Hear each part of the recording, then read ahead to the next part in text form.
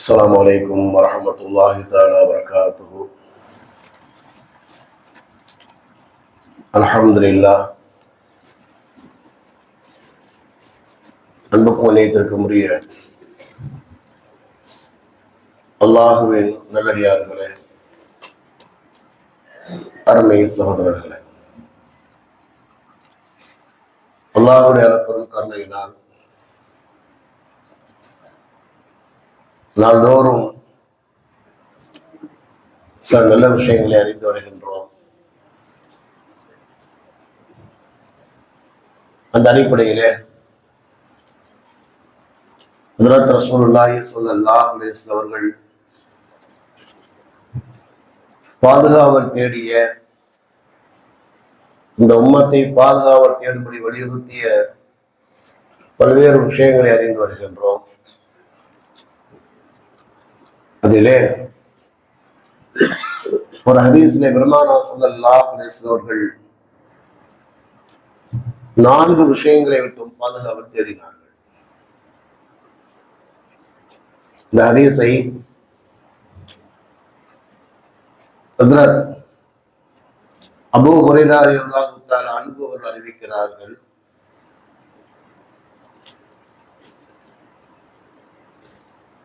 புகாரி இமாம் எழுதிய அதபுல் முஃப்ரத் என்ற கிதாபிலே 678வது ஹதீஸாக பதிவு செய்யப்பட்டிருக்கிறது.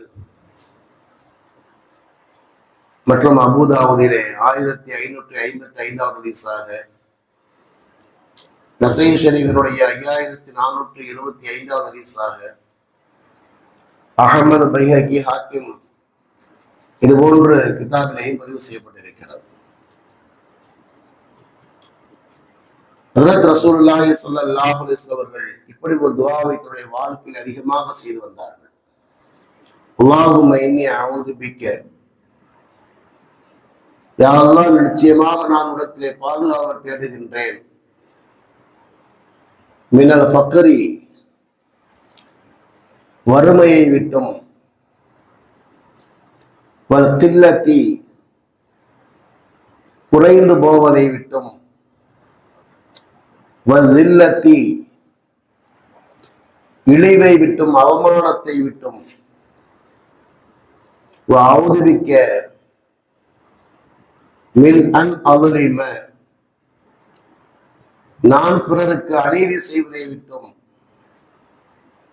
உதுலம, அல்லது பிறரால் எனக்கு அநீதி இழைக்கப்படுவதை விட்டும் உடத்திலே பாதுகாவல் தேடுகிறேன் என்பதாக ஹஜ்ரத் ரசூலுல்லாஹி ஸல்லல்லாஹு அலைஹி வஸல்லம் அவர்கள் அதிகமாக துஆ செய்து வந்தார்கள். வறுமையை விட்டும், குறைந்து போவதை விட்டும், அவமானத்தை விட்டும், நான் பிறருக்கு அநீதி இழைப்பது அல்லது பிறரை எனக்கு அநீதி இழைப்பது, இந்த 4ஐ விட்டும் நான் பாதுகாவல் தேடுகிறேன் என்பதாக ஹஜ்ரத் ரசூலுல்லாஹி ஸல்லல்லாஹு அலைஹி வஸல்லம் அதிகமாக துஆ செய்து வந்தார்கள். நாமும் இந்த துஆவை அதிகமாக செய்து வரவேன். அரபி தெரியலன்னா தமிழே ஒதுக்கங்க, ஒன்றும் பிரச்சனை இல்லை. அரபி துஆவை பொறுத்தவரை அரபியை மனனம் செய்வது என்பது சிறப்புக்குரியது. அதே நேரத்தில் தெரியல அப்படிங்கிறதுக்காக வேண்டி வருத்தப்படுகிறது தேவையில்லை. ஒன்று, அதை மனனம் செய்து எப்போதுமே நீங்க எந்த துஆவானாலும் ஞாபகம் வைத்துக் கொள்ளுங்கள். நினைவு வருகிறது நான் சொல்கிறேன். துஆவை பொறுத்தவரை அரபியை மனனம் செய்து அதனுடைய பொருளை விளங்கி ஓத வேண்டும். இது அடிப்படையான ஒரு விஷயம். ஏன்னா என்னடே தெரியாம சில பேர் ஓதுவாங்க, அர்த்தமே தெரியாம காலப்புறம் ஓதிட்டே இருப்பாங்க. அது அவ்வளவு ஒரு பலனை ஏற்படுத்தாது. நிறைய பேருக்கு ரப்பனா நிறைய பேர் ஓதுவாங்க, ஆனால் அது என்ன அர்த்தம்னே தெரியாது. அந்த வார்த்தைக்குள்ள ஆதம் அலைஹிஸ்ஸலாத்துக்கு பாவ மன்னிப்பை கிடைத்தது. அவ்வளவு பெரிய சக்தியான வார்த்தை. அதனால பொதுவாக துஆவை பொறுத்தவரை அரபியை மனனம் செய்வது தவறு கிடையாது. ஆனால் அரபியை மனனம் செய்து பொருளை உணர்ந்து அதை உள் உணர்வோடு ஓத வேண்டும். அப்படியே இல்லைன்னா தெரியலைன்னா கவலைப்பட தேவையில்லை. நாம் அதை தமிழ்லேயே நமக்கு என்ன மொழியிலே தெரியுமோ அதிலே நாம் கேட்டுக்கொள்ளலாம். ஏன்னா உள்ளத்தின் ஈடுபாடோடு கேட்பது என்பதுதான் மிக முக்கியமானது. நம்ம என்ன கேட்கிறோம் முதல்ல நமக்கு தெரியும். தொழுகையில ஓதுறோம், நம்ம என்ன ஓதுகிறோம் என்பது நமக்கு தெரியும், அதுதான் மிக முக்கியம். சரி, அந்த அடிப்படையில பெருமானார் அவர்களுடைய வாழ்க்கையில கேட்ட ஒரு அற்புதமான ஒரு துவா. முதலாவது கேட்கிறாங்க, வறுமையை விட்டும் பாதுகாப்பாயாக.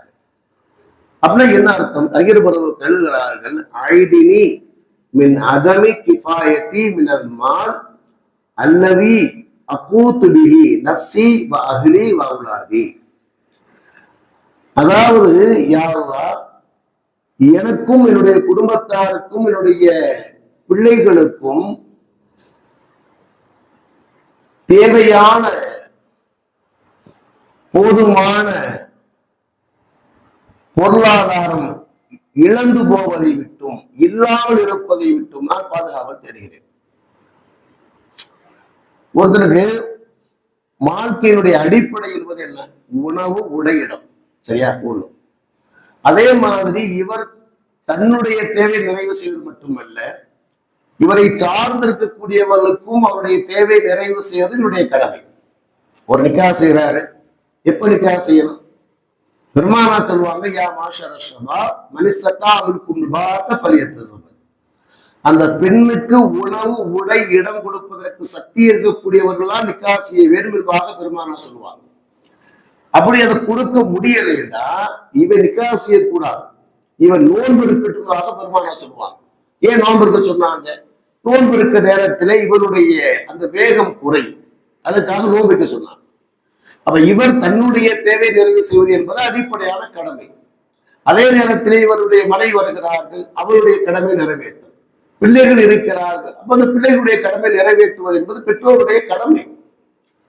பிள்ளைகளுடைய கடமை நிறைவேற்றுவது பெற்றோருடைய கடமை. பெருமானா சொல்லுவாங்க, அப்துல் ரஹ்மான் சாலிம் அபி வக்காஸ் சொல்லுவாங்க இல்லையா, உன்னுடைய பிள்ளையை அடுத்தவரிடத்திலே கையேந்தக்கூடிய நிலையில் விட்டு செல்வதை விட தன்னிறை விடைத்தவளாக விட்டு செல்வது சிறப்புன்னு சொன்னாங்க. அவர் அது அந்த வரலாறு கொடுக்கிறார் என்று சொல்லியிருக்கேன். அவ என்னன்னா, தன்னுடைய பிள்ளைகளை கூட நல்லவனுக்கு ஒரு வசதியான வளமான வாழ்க்கையை நமக்கு கொடுக்க முடியும்ல, கொடுக்கணும். அப்ப இந்த ஹதீஸ்ல என்ன பெருமானா சொல்றாங்க அப்படின்னா, யா அல்லாஹ், என்னுடைய தேவை, என்னுடைய மனைவி மக்களுடைய தேவையை பூர்த்தி செய்கின்ற அளவுக்கு, அன்றாட தேவை, அக்கூத்துனா அன்றாட தேவை, அன்றாட தேவையை பூர்த்தி செய்கின்ற அளவுக்கு போதுமான செல்வம் இல்லாமல் இருப்பதை விட்டும் நான் பாதுகாவல் தேடுகிறேன் என்பதாக துவா. ஏன் இந்த துவா பெருமானா செய்ய சொன்னாங்க? கடைசியில ஒரு காரணம் சொல்றேன். அதுக்கு ஒரு 5 காரணம் எழுதுகிறார்கள். இரண்டாவதாக, கில்லத்தி, குறைந்து போவதை விட்டும் நான் பாதுகாவல் தேடுகிறேன். குறைந்து போவதுன்னா என்ன அர்த்தம்? அது என்ன எழுதுறாங்க? கில்லத்து அபுவாபில் ஹைரி வல் பிர்ரி. யாரெல்லாம் உன்னுடைய நலவின் வாசல்கள் எனக்கு குறைந்து போவதை விட்டும் பாதுகாவல் தேடுகிறேன். அல்லாஹ்வுடைய ஹைருடைய வாசல் நமக்கு திறக்கணும் இல்லையா? அப்பதான் நம்ம நல்லா இருக்க முடியும். அதனால பள்ளிக்குள்ள வருகிற நேரத்தில் என்ன ஓதுறோம்? அல்லாஹ் மஃப்தஹ்லி அபுவாப ரஹ்மத்திக, யா அல்லாஹ் உன்னுடைய ரஹ்மத்துடைய வாசல் எனக்கு திறப்பாயா. அப்படின்னா என்ன அர்த்தம்னா, யாரெல்லாம் உன்னுடைய வாசல் எனக்காக திறந்திருக்கணும், எனக்கு வேணுங்கிறதுலாம் கிடைக்கணும். அது கிடைக்காமல் உன்னுடைய வாசல் அடைபடுவதை விட்டும் பாதுகாவல் தெரியும். ஏன்னா அல்லாஹ் அடைச்சிட்டாலும் வேற என்ன செய்ய முடியும்? இப்ப என்ன எழுதுறாங்க அப்படின்னா, கில்லத்து குறைந்து போவதா என்ன அர்த்தம் அப்படின்னா, யா அல்லாஹ் உன்னுடைய ஹைரின் வாசல்கள் அடைபடுவதை விட்டும் அந்த வாசல் குறைந்து போவதை விட்டும் நான் பாதுகாவல் தேடுகிறேன். இப்படி ஒரு அர்த்தம். இன்னொரு அர்த்தம் சொல்றாங்க, யா அல்லாஹ் எனக்கு மனிதர்களின் மூலமாக கிடைக்கின்ற உதவிகள் குறைந்து போவதை விட்டும் பாதுகாவல் தேடுகிறேன். இது என்ன சொல்றாங்க அப்படின்னா, மனிதர்களுடைய உதவி அப்படின்னா நம்ம கேட்கறது இல்லை, நம்ம கேட்கறது அல்ல, நமக்கு உதவி செய்யக்கூடிய சில மனிதர்கள் இருக்காங்க. அது ஏதோ ஒரு வகையில், உதாரணமா என்ன கேட்டா, இது யாசகம் கேட்பதல்ல. இப்ப நான் ஒரு பள்ளியில வேலை செய்யறேன் அப்படின்னா, இந்த பள்ளியில வேலை செஞ்சாதான் எனக்கு என்ன செய்வாங்க, அதிகாக்கள் வரும், மற்ற மக்களுக்கு உதவி செய்யறாங்க, நான் நல்லா இருக்கேன். அப்ப இது உதவி. அப்ப இந்த உதவி அடைபடுவதை விட்டும் தான் என்ன அர்த்தம்னா, என்னுடைய வேலை பறிபோவதை விட்டும். எனக்கு எந்த வழியிலே மனிதர்கள் மூலமாக வரவுகள் வருகிறதோ, நான் ஒரு இடத்துல வேலை செய்யறேன், அந்த வேலையில் திடீர்னு பார்த்தீங்கன்னா அமெரிக்கா லட்சக்கணக்கான மக்கள் வெளியே போய் சொல்லிட்டாங்க. அப்ப இது மாதிரி என்னுடைய வருமானத்துக்கான வழிகள், மனிதர்கள் மூலமாக அந்த வருமானத்துக்கான வழி இருக்கிறது இல்லையா, அது தடைபடுவதை விட்டு இடத்திலே பாதுகாவல் தேடுகிறேன். சரி, மூன்றாவது இல்லத்தி அப்படின்னா, இழிவு ஏற்படுவதை விட்டும் பாதுகாவல் தேடுகிறேன். இதுக்கு ரெண்டு அர்த்தம் சொல்றாங்க. இழிவுனா என்ன அர்த்தம் அப்படின்னா, யாருன்னா எனக்கு ஒரு தேவை ஏற்பட்டு நான் மற்ற மனிதர்களிடத்திலே முறையிட்டு அதன் மூலமாக ஏற்படக்கூடிய அவமானத்தை விட்டும் பாதுகாவல் தேடுகிறேன். ஒரு மனிதனுக்கான சுயமரியாதை எப்ப இருக்கும் அப்படின்னா, அடுத்தவங்ககிட்ட போய் தேவையாகாத வரைக்கும் தான் சுயமரியாதை இருக்கும். அதாவது மிக நிர்பந்தமான நிலையில நெருங்கிய நண்பர்களிடத்திலே உதவியை பெற்றுக்கொள்வது என்பது தவிர்க்க முடியாத ஒரு விஷயம். ஆனா இதுக்கு என்ன அர்த்தம் அப்படின்னா, எனக்கு அடுத்தடுத்து தேவைகள் ஏற்பட்டு நான் மனிதனிடத்திலே போய் நிற்பது, சில நேரத்துல பாத்தீங்கன்னா இவருக்கு தேவையே இருக்காது, போய் சில விதத்தை கையெழுதிக்கிட்டே உட்கார்ந்துருப்பான். இது மாதிரி நான் பிறரிடத்திலே தேவையாவதன் மூலமாக எனக்கு ஏற்படக்கூடிய இழிவை விட்டும் பாதுகாவல் தெரியும். இங்க நான் இன்னொரு விஷயத்தை விளைக்க பெருமானா சொல்லுவாங்க, மல்லம் எஸ்ஆர் இல்லாத எழுதி பழகி, யார் அல்லாஹ்விடத்திலே கேட்கவில்லையோ அவன் மீது அல்லாஹ் தஆலா கோபப்படுகின்றான் என்பதாக பெருமானா சொல்லுவாங்க. அந்த ஹதீஸ்க்கு என்ன அர்த்தம் அப்படின்னா, மனிதர்களுக்கும் அல்லாஹ்வுக்கும் மத்தியிலே சில வேற்றுமை இருக்காது. அதுல ஒரு வேற்றுமை என்னன்னா, அல்லாஹ்வை பொறுத்த வரைக்கும் கேட்கலைன்னா அல்லாஹ் கோபப்படுவான். கேட்டுக்கிட்டே இருக்கணும். யாரெல்லாம் உடைய கையினுடைய வாசனை திற எனக்கு கொடுத்துக்கிட்டே இரு, நீ கொடுக்கணும் நான் கொடுக்கணும், கேட்டுக்கொண்டே இருக்க வேண்டும். அல்லாஹ்ட்ட கேட்கிறத சடையவே அடையக்கூடாது. கேட்கலன்னு அல்லாஹ் கோபப்படுறான். நீ ஏன் கேட்க மாட்டேங்கிற, கொடுக்க நான் தயாரா இருக்கேன், ஹசான திறந்து இருக்கு. ஒவ்வொரு நாளும் இரவினுடைய கடைசி பகுதியில தஹஜ்ஜுடைய நேரத்திலே வந்து அல்லாஹ் கேட்கிறான், ஹல்மின் முஸ்தக்பிர் ஃபக்ஃபிர்லா, உடைய பாவங்கள் மன்னிக்கப்படணுமா கேளு மன்னிக்கிறேன். ஹல்மின் முஸ்தர்ஸிகின் ஃபர்ஸுகுஹு, உனக்கு என்ன ரிஸ்க் என்ன வேணும் கேளு நான் தருகிறேன். உடைய ஏதாவது கஷ்டங்கள் நீக்கப்படணுமா கேளு நீக்குகிறேன். அதான் அல்லாஹ்ட்ட கேட்டுக்கிறே இருக்கிறியா, அல்லாஹ் நீ கொடுத்துக்கிட்டே இருக்கணும், நானும் கொடுத்துக்கிட்டே இருக்கணும். ஆனா மனிதர்களை பொறுத்த வரைக்கும் கேட்காம இருப்பதால் சிறப்பிற்குரியது. நீங்க கேட்டன்னு வச்சுக்கோங்களேன், எந்த மனிதனாக இருந்தாலும் சடைவு ஏற்படத்தான் செய்யும். ஏன்னா அவங்க என்ன செய்வாங்க, மனிதனுடைய சிந்தனை என்பது அப்படித்தான். அவருக்கு எவ்வளவுதான் இருந்தாலும் கூட அவருக்கு சில நேரத்துல கொடுப்பாரு, அப்புறம் அதுக்கு என்ன சொல்ற, என்னடா அதிபட்ட பழகுனது தப்பாவே போச்சு, அடுத்தடுத்து வந்து கேட்டுக்கிட்டே இருக்காரு என்பதாக என்ன செய்வார்கள், ஒன்று சொல்வார்கள், இல்லாவிட்டால் மனசுக்குள்ள நினைச்சுக்கிற அவாய்ட் பண்ணுவாங்க. மனிதனுடைய இயற்கையான நிலை இது. ஆனா இங்க என்ன சொல்றாங்க அப்படின்னா, யார் அதனால பெருமானா கேட்பாங்க, யாருன்னா என்னுடைய தேவைக்காக நான் அடுத்தவரிடத்திலே போய் நிற்கின்ற நிலை விட்டு என்னை பாதுகாப்பாயா. ஒரு விஷயத்தை விளைக்கங்க, துவாவுக்கு மிகப்பெரிய சக்தி இருக்கிறது. துவாவுக்கு மிகப்பெரிய சக்தி இருக்கிறது. அனுபவங்கள் சில நேரத்திலே நம்முடைய வாழ்க்கையின் அனுபவங்களை சொல்வது என்பது மற்றவர்களுக்கு பாடம் தானே தவிர பெருமை அல்ல. அல்லாஹ்வுடைய உதவியை கொண்டு இந்த துவாவை நான் எப்போதுமே கேட்டுட்டு வருவேன். யாரெல்லாம் என் தேவைக்கு நான் யார்கிட்ட கேட்கக்கூடாது, எனக்கு என்ன தேவை அல்லாஹ் நீ எனக்கு நிறைவு செய்யும்பாயா என்பதாக. அல்லாஹ்வுடைய ஒரு அருளால் சொல்றேன், நம்ம சல்லல்லாஹு அலைஹி வஸல்லம் சொல்றேன், நான் 30 வருஷம் இமாமா இருக்கேன். ஆனா எந்த மனிதன்கிட்ட எதுக்குமே தேவையாகவே இல்லை. ஆனா அல்லாஹ் அந்த தேவையை நிறைவு செய்கின்றான். சில பேர் சொல்றாங்க, ஒருத்தர் சொன்னார், பிள்ளைகளுடைய படிப்புக்கு செலவு வந்து என்கிட்ட உதவி செய்ய வாங்கிக்கங்க சார், என்ன வேணும் வாங்கிக்கங்க சார், என் பிள்ளைகளை என் காசுல உருவாக்க நினைக்காது, துவா செய்யுங்க. உடைய அன்புக்கு பாராட்டு, உடைய அன்பு சந்தோஷமானது. ஆனா அதே நேரத்தில் என்ன செய்யுங்க, நான் என் காசுல என் பிள்ளையை உருவாக்குவா. அவன் இந்த துவாவுக்கு அல்லாஹ் சக்தியை வச்சிருக்கான். அது எனக்காக மட்டுமல்ல, யாரு கேட்டா நல்லா தருவான். யாரும் என் தேவைக்கு நான் போய் யார்ட்டையும் நின்று விடக்கூடாது, அதை கொடுப்பவனாக ஆக்குவேன். அல்லது குறைந்தபட்சமாக என்னுடைய தேவைக்கு நான் அடுத்தவற்றை நிற்காத நிலைமையாவது எனக்கு ஏற்படுத்திடுவதாக. இதுல இன்னொரு விஷயம், இந்த ஹதீஸ்க்கு இன்னொரு விளக்கம்னாங்க, இழிவு என்று சொன்னால் பாவத்தின் மூலமாக ஏற்படக்கூடிய இழிவு விட்டும் என்னை பாதுகாப்பாயாக. நான் ஒரு பாவத்தை செய்து அதன் மூலமாக மக்களிடத்தில் ஏற்படக்கூடிய இழிவை விட்டும் பாதுகாப்பாயாக. ஒரு மனிதனுக்கு எப்ப வந்து யார் பாவம் செய்தாலும் நல்லவருக்கு மத்தியில் ஒரு இழிவு என்பது ஏற்படத்தான் செய்யும். அவன் அவன மாதிரி மனிதன் வேண்டுமானால் அவனை வந்து என்ன செய்வான், கேவலமா நினைக்க மாட்டான். ஆனா நல்லவங்க கேவலத்தப்ப நினைப்பாங்க. ஒருத்தர் குடிக்கிறான், என்ன சொல்லுவாங்க, நல்ல வராது அப்படின்னு, குடிகார பையன், குடிச்சு அழியறான், சைத்தான் குடிச்சவன் சொல்லுவாங்க இல்லையா, இழிவு தானே. அப்ப எந்த பாவமாக இருந்தாலும் அதை செய்கிற நேரத்திலே நல்லவருக்கு மத்தியிலே இழிவும் அவமானமும் ஏற்படும். அவன் என்ன அர்த்தம் அப்படின்னா, யாருதான் நான் உள்ளத்திலே தேவையாகுவதன் மூலமாகவோ அல்லது நான் பாவங்கள் செய்வதன் மூலமாகவோ ஏற்படக்கூடிய இழிவை விட்டும் அவமானத்தை விட்டும் என்னை பாதுகாப்பாயாக. அடுத்து பெருமானார் சொல்வாங்க, யாரெல்லாம் நான் பிறருக்கு அநீதி இழைப்பதை விட்டும் பாதுகாப்பாயாக.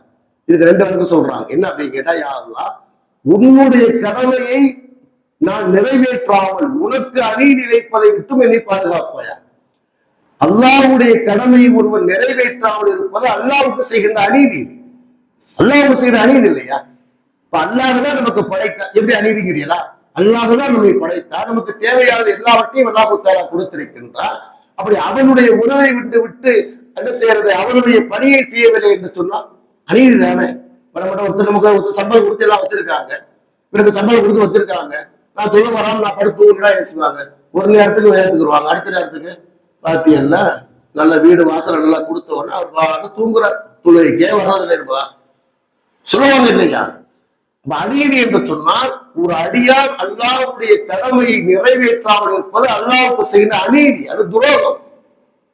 அவன் என்ன சொல்றாங்க அப்படின்னா, யா அல்லாஹ், உன்னுடைய கடமை நான் புறக்கணிப்பதன் மூலமாக நான் உனக்கு அநீதி இழைப்பதை விட்டு என்னை பாதுகாப்பாயா. இதுக்கு இன்னொரு சொல்றாங்க, அடுத்த மனிதனுக்கு நான் அநீதி இழைத்து அப்படின்னா அவனுடைய கடமை நான் நிறைவேற்றாமல் அல்லது அவனுக்கு ஏதாவது ஒரு கஷ்டங்களை கொடுத்து அநீதி இழைப்பதை விட்டு என்னை பாதுகாப்பாயா.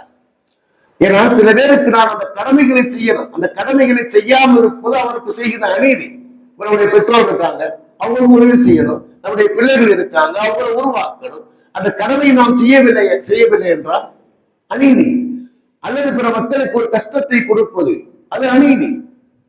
அப்ப யாரெல்லாம் நான் பிறருக்கு அநீதி இழைப்பதை விட்டோம், உன்னுடைய கடமையை புறக்கணிப்பதை விட்டோம் என்னை பாதுகாப்பாயா.